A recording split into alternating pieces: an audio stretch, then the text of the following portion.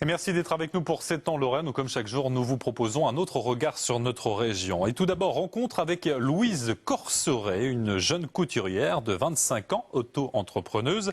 Elle a créé les Aiguilles du Faune à Metz, un atelier spécialisé dans les costumes de théâtre. Anne-Laure Chéry et Boris Krachmar. I feel pretty, oh so pretty. I feel pretty and witty and bright. And I pity any girl who isn't me tonight. La couture, c'est arrivé tout à fait par hasard, à la fin de mes études aux Beaux-Arts. Donc, j'ai rencontré une toute jeune compagnie amateur. J'avais une machine à coudre chez moi qu'on m'avait offert à Noël, mais que je n'avais jamais déballée, en fait. Et donc, c'était l'occasion. Et voilà, je me suis lancée, je leur ai réalisé leurs costumes et je suis partie avec eux pendant 3 semaines en tournée en République tchèque. Il y a un gros travail avec le metteur en scène, le scénographe. Donc, on parle des costumes, ce genre de choses, pour que ce soit en accord avec les lumières, le décor, les accessoires qu'il va y avoir sur scène, mais aussi avec les acteurs qui doivent se sentir bien dans leurs costumes. And so pretty that I hardly can believe I'm real.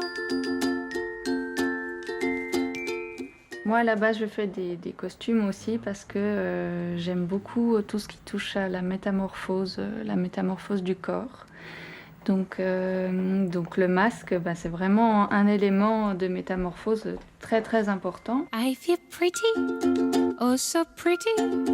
I feel pretty and witty and bright. Ça, ce sont de très grands rideaux qui appartenaient à une salle de spectacle de Nancy que j'ai récupéré à la poubelle devant cette salle. Et donc ces rideaux ont donné cette robe que j'ai réalisée pour le concours Jardin de créateurs à Nancy. Donc là, c'est un dessin préparatoire pour une pièce de théâtre qui s'appelle Neige écarlate de la compagnie Bazar, pour qui je travaille en ce moment.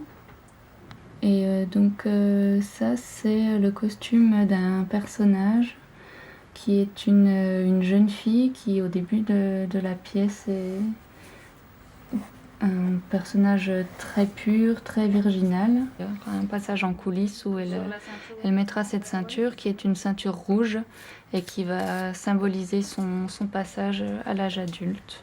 C'est toujours quelque chose de très émouvant quand on voit sa création qui était figée sur un cintre dans l'atelier et qui va vivre avec le comédien qui la porte.